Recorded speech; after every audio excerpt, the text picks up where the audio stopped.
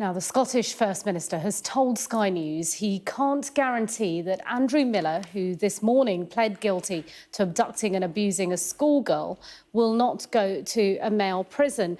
Miller, who has also been known as Amy George, was dressed as a woman when he lured his young victim into a car in February after offering her a lift. Well, let's bring in our Scotland correspondent, Conor Gillies. He's at Edinburgh High Court. Conor, you caught up with Humza Yousaf just before First Minister questions. Yeah, that is right. And this is a highly distressing case involving sensitive details. And for taste and decency reasons, we cannot reveal a very many detail indeed, because this involves a young child, a schoolgirl, and it involves a person called Andrew Miller, who's also known as Amy George. The court here in Edinburgh today heard that is a person who is in the process of transitioning. Why is that important? Well, in February of this year, on a street in the Scottish borders, this was a person who stopped by the side of the street as this child was walking home in the evening and offered this girl a lift home. She did not have any battery on her phone. There were no buses available at that time.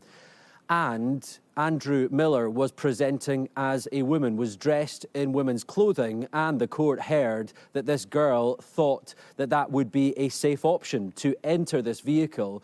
But clearly this was a sex offender who had other reasons and had other plans of what would then unfold. They drove this young child back to his property, locked the girl inside his bedroom and subjected her to a very frightening and terrifying ordeal. Hours of repeated sexual abuse. There were highly distressing details revealed in the court that, as I said, for taste and decency reasons, we simply cannot go into. And also, we need to protect the anonymity of the girl in question. We also discovered that this victim in this highly distressing case only managed to break free when her attacker fell asleep. She managed to escape that room, call 999, and police arrived on the scene within minutes. He was then arrested, and police described the victim as her fear being palpable. Now, this appearance here in Edinburgh today has avoided a trial. There were guilty pleas to the indictment that laid before the court. There will be no trial, and there will be no requirement for the victim in this case to give those harrowing details to a jury. Now, this, of course, comes at a time when transgender prisoners are very much high up on the political agenda here in Scotland. Many people will remember the case of Isla Bryson, the double rapist who was sent initially to a women's prison here in Scotland before a massive storm and was then removed and put in to a men's prison. And it has led once again to questions about where this person in this case will be housed after they are sentenced in August of this year. And that's something I asked the First Minister of Scotland, Humza Yousaf, in the last few minutes.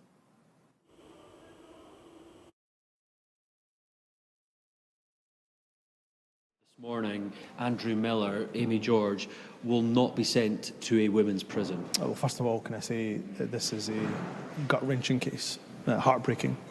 I cannot think of the trauma the victim and the family of the victim, and in fact the community are going through. I can confirm, of course, that Andrew Miller is being held in a male prison, but I can't say which one, and I can't go into the details. And will he continue to stay in a male prison? Well, again, look, this is a live case. The sentencing is still to happen, so I can't comment any further. But of course, he is being held in the male estate. But can you rule out that he will not be moved to a women's prison? I cannot comment on a live case. You should know that.